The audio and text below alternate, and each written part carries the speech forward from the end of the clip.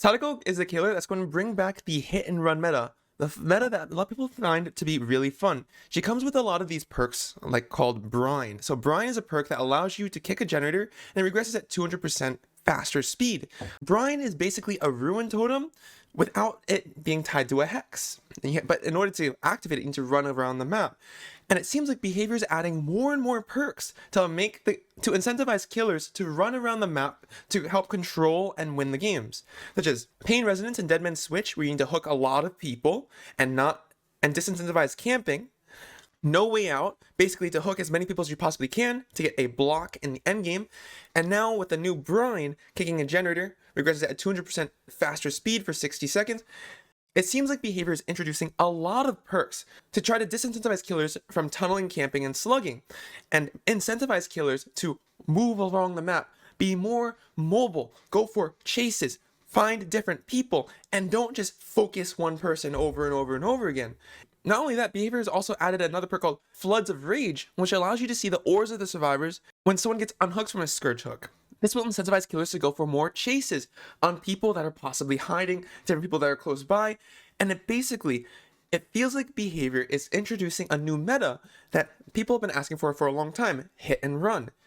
I think Behavior has finally noticed that tunneling, camping, and slugging is not a very fun way to play, so in order to mitigate the amount of tunneling, camping, and slugging by killers, and the impact of tunneling, camping, and slugging on survivors, they're making the hit and run playstyle stronger, which in my opinion is nuts.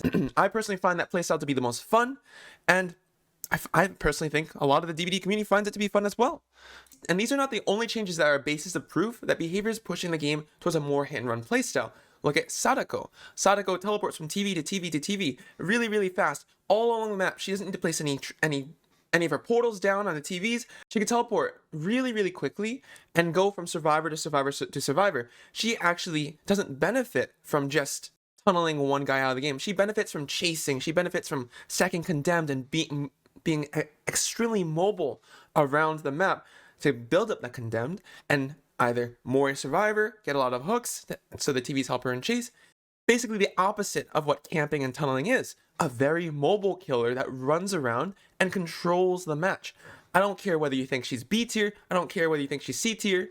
It's clearly obvious that Sadako is designed in a way where the hit and run playstyle is incentivized. When it comes to Sadako being a hit and run M1 killer going from place to place to place, extremely mobile, I genuinely feel like Sadako is an experiment by Behavior to see if the community actually likes hit and run as a direction for the game. If the overall community, survivors and killers all together, are like, damn, she's really fun to play as, she's really fun to play against, Behavior is going to be like, wow, people like really mobile killers, people really like hit and run, people really like it when killers don't camp and tunnel a lot. And I feel like Behavior is going to be making a lot of changes to make the game less tunnely and campy, which is an overall net positive.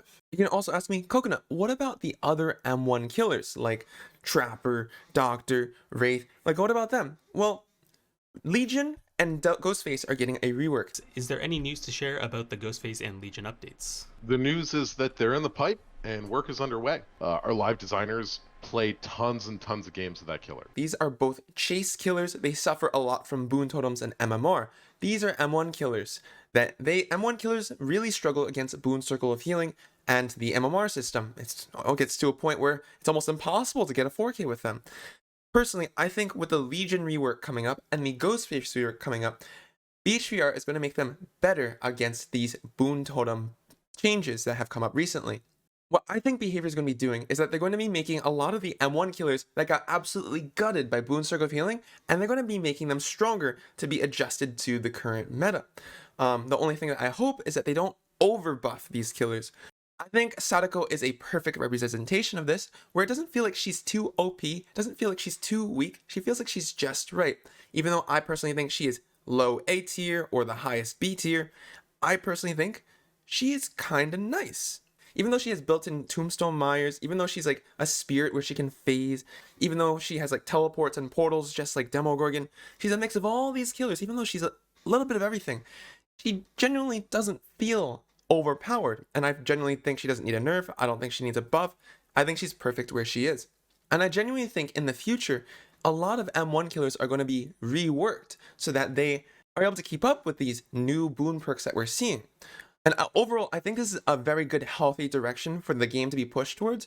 The only thing that I fear, though, is the term power creep, where you keep introducing really strong perks over and over and over and over again to replace all the old perks. And it gets to the point where things just are so strong, and it's just like the only best things are the new things.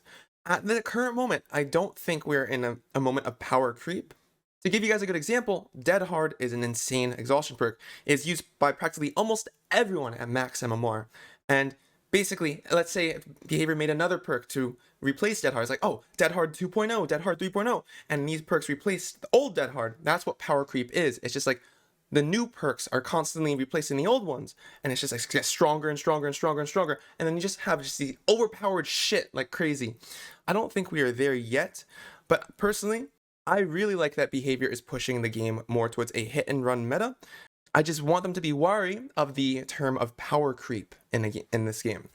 If we see changes in the future to make Ghostface and Legion and the reworks to be better M1 hit and run chase killers, I genuinely think that a lot more M1 killers will start getting reworked. Not just the twins. They did say the twins are getting reworked. Are you looking at doing some quality of life changes for the twins anytime soon? Not in the next update. You have been warned. The twins come up in discussion regularly, and they are likely to be the next killer to see love after the Ghostface and Legion updates that we were talking about previously. The twins changes are going to take a lot of time. There's a lot to do with the twins, specifically due to the nature of the killer. It's going to take time.